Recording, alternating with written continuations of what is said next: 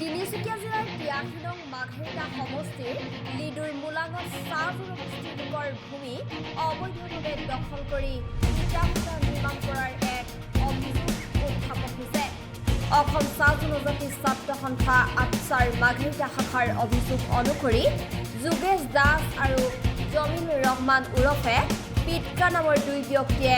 চৰকাৰী নীতি নিয়মক বুঢ়া আঙুলি দেখুৱাই কোনো বৈধ এনঅচি বা নথিপত্ৰ নোহোৱাকৈয়ে চলাই গৈছে এই ইটাভাটাটো। অভিযোগ অনুসৰি চনু মুৰা নামৰ এজন থলুৱা চাহ জনগোষ্ঠীৰ লোকক প্ৰবঞ্চনা কৰি তেওঁৰ ৯ বিঘা ২ কঠা ভূমি বেদখল কৰি নিৰ্মাণ কৰা হৈছে এই বৃহৎ ইটাভাটাটো। আনকি যোগেশ দাসে ভুৱা নিজৰ প্ৰমাণ পত্ৰ প্ৰস্তুত কৰাৰো অভিযোগ উত্থাপন কৰিছে। অসম চাহ জনজাতি ছাত্ৰ সন্থাৰ কেন্দ্ৰীয় সমিতিৰ নেতা পাঞ্জল বৰাইকে দাবী কৰা অনুসৰি লিজৰ নিয়ম অনুযায়ী চনু মুৰাই বছৰি ৯ লাখ টকাকৈ ৪ বছৰত সৰ্বমুঠ ৩৬ লাখ টকা পাব লাগিছিল, কিন্তু তেওঁ উক্ত ধন নাই পোৱা বুলিও অভিযোগ পাঞ্জল বৰাইৰ। মাঘেৰিটা চক্ৰ বিষয়াৰ কাৰ্যালয়ত অনুষ্ঠিত দ্বিতীয়টো শুনানিৰ অন্তত প্ৰশাসনে যোগেশ দাসক এমাহৰ ভিতৰত নিজৰ সকলো বৈধ নথিপত্ৰ দাখিল কৰিবলৈ চৰম সময়সীমা বান্ধি দিছে। এতিয়া অভিযুক্তই কেনেকৈ এই নথিপত্ৰ দাখিল কৰে সেয়া সময়তহে হ'ব লক্ষণীয়। শুনানি সন্মানীয় চক্ৰ বিষয়া মহোদয় আজি দ্বিতীয়টো শুনানি মাতিছিলে আৰু আপোনালোকে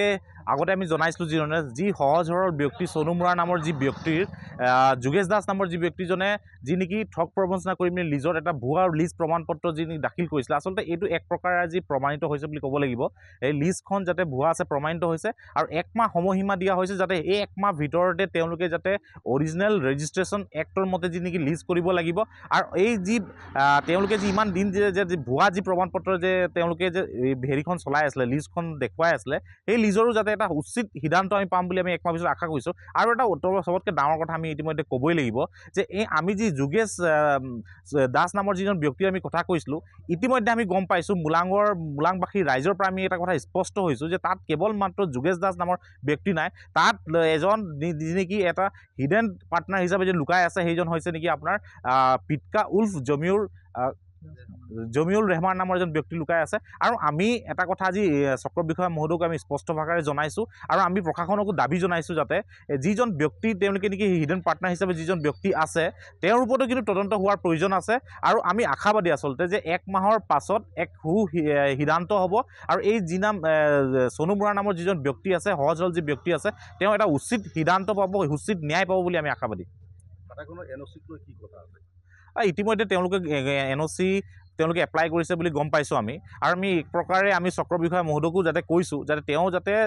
এনঅচিখন যাতে তেওঁলোকে ক্লিয়াৰেঞ্চ পাব নালাগে আৰু আমিও অসম চাহ ছাত্ৰ সন্থাৰ ফালেদি আমি চকু দিম যাতে কোনো প্ৰকাৰে যাতে তেওঁ এই এনঅচি ক্লিয়াৰেঞ্চখন নাপায় আৰু যেতিয়া নেকি এনঅচি ক্লিয়াৰেঞ্চখন নাপাব আমি স্পষ্ট ভাষাৰে আমি ক'ব পাৰিম তেতিয়া যি নেকি ভাটাখন একেবাৰে অবৈধ, যি নেকি আমি গম পাইছোঁ ইতিমধ্যে লিজখন একেবাৰে অবৈধ আৰু এনঅচি নোপোৱাৰ লগে লগে কিন্তু এই ভাটাখনো অবৈধ হ'ব আৰু অবৈধ হোৱাৰ লগে লগে আমি দাবী জনাম প্ৰশাসনক যাতে অনতি পলমে এই ভাটাখন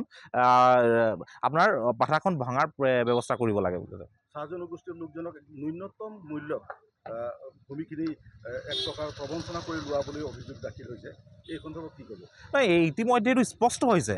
যিজন নেকি ভাটা প্ৰায় ১০ বিঘাৰ ভূমি লৈ পেলাই এটা ভাটা খোলা ব্যক্তিজন, এই ব্যক্তিজন নেকি কেইদিনমান পূৰ্বে নেকি এটা এসাঁজ খানা খাবলৈ পোৱা নাছিলে। সেইজন ব্যক্তিয়ে যিজন নেকি ১০ বিঘা ভূমিৰ স্বত্বাধিকাৰী ১০ বিঘা ভূমিৰ মালিক সেইজনে ব্যক্তি কিন্তু ইতিমধ্যে এটা থাকিবলৈ ভাল ঘৰ নাছিলে। আজি হঠাতে অসম চাহ ছাত্ৰ সন্থা অভিযোগ দিয়াৰ লগে লগে কিন্তু তেওঁক থাকিবৰ কাৰণে এটা RCC ঘৰ পাইছে, তেওঁ এই যোগেশ দাস নামৰ তেওঁৰ ঘৰত ৰাখিছে। কিন্তু এটা কথা স্পষ্ট ভাষাৰে যদি অসম চাহ ছাত্ৰ সন্থা যদি অভিযোগ নিদিয়া হ'লে, অসম চাহ ছাত্ৰ সন্থাই যদি এই কথাখিনি যদি পোহৰলৈ ননা হ'লে এই ব্যক্তিজন হয়তো আজিও কিন্তু এসাঁজ খাবলৈ কিন্তু তেওঁলোকে ঘৰে ঘৰে কিন্তু যাব লগা হ'লহেঁতেন। কিন্তু যিয়ে নহওক আমি চক্ৰ বিষয়া মহোদয়ৰ আমি আস্থা আছে, আমি ভৰসা আছে আমি মাঘেৰিটা প্ৰশাসনলৈ এই চনু মুৰা নামৰ ব্যক্তিজন ন্যায় পাব আৰু তেওঁ যি উচিত মূল্য আছে সেই ভূমিটোৰ সেই তেওঁ পাবলৈ সক্ষম হ'ব।